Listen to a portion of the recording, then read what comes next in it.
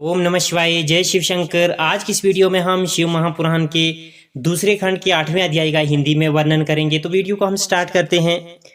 इतनी कथा सुनकर सूत जी बोले, हे ऋषियों, पितामह ब्रह्मा जी द्वारा इस वृतांत को सुनकर नारद जी ने अत्यंत प्रसन्न होकर कहा, हे पिता, भगवान सदाशिव की आदि शक्ति ने जब आपको यह वरदान दे दिया, उसके उपरांत क्या घटना घटी, ये आप मुझे बताने की कृपा करें। ब्रह्मा जी बोले, हे आत्मज, जब भगवती महामाया ने प्रकट होकर मुझे ये वरदान दिया, तब दक्ष प्रजापति ने मेरी आज्ञानुसार घोर तपस्या करनी आरंभ की।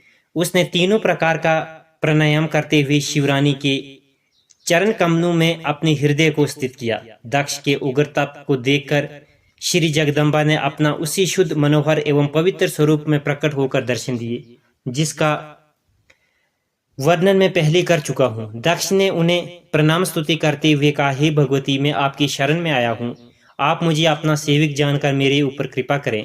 उसकी स्तुति को सुनकर भगवती बोले, हे दक्ष, तुम्हारी जो इच्छा हो वह मुझसे मांग लो, मेरे लिए कोई भी अस्तु अधेय नहीं है। यह सुनकर दक्ष ने कहा, हे मातेश्वरी, आप मेरी पुत्री बनकर मेरे घर में अवतार लें और हर के मन को मोहित करें। इस कार्य में मेरा ही कोई प्रयोजन नहीं है, अपितु तीनों लोगों का उपकार भी सन्निहित है। मैंने मोक्ष का वरदान न मांगकर आपसे जो प्रार्थना की है वह पूर्ण होनी चाहिए।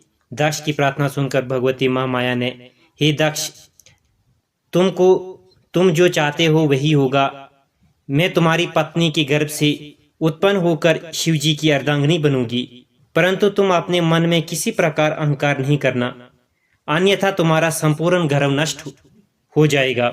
इतना कहकर श्री जगदम्बा अंतर ध्यान हो गई और दक्ष अत्यंत प्रसन्न होकर अपने घर को लौट आया।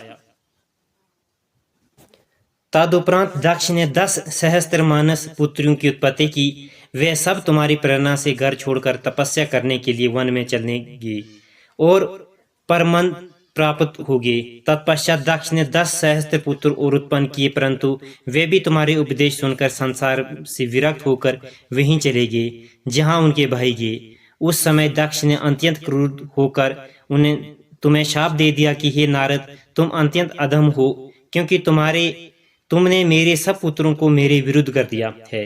अब मैं तुम्हारे कर्म के अनुसार तुम्हें यह शाप देता हूँ, तुम किसी एक स्थान पर न ठहरकर सदैव भ्रमण किया करो। हे नारद, तुम्हें यह शाप देने के उपरांत दक्ष को अपने मन में कुछ संतोष हुआ।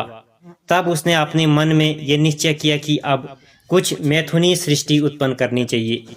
यह विचार करके दक्ष ने वीर प्रजापति की पुत्री वीरनी के साथ विवाह किया। विवाह के उपरांत दक्ष ने अपने हृदय में भगवती जगदम्बा का ध्यान किया।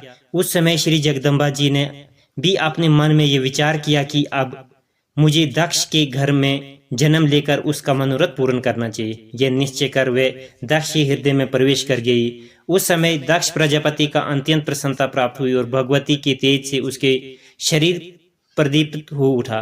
तदुपरांत शुभ अवसर पाकर दक्ष ने उस तेज को अपनी पत्नी में स्थिर कर दिया।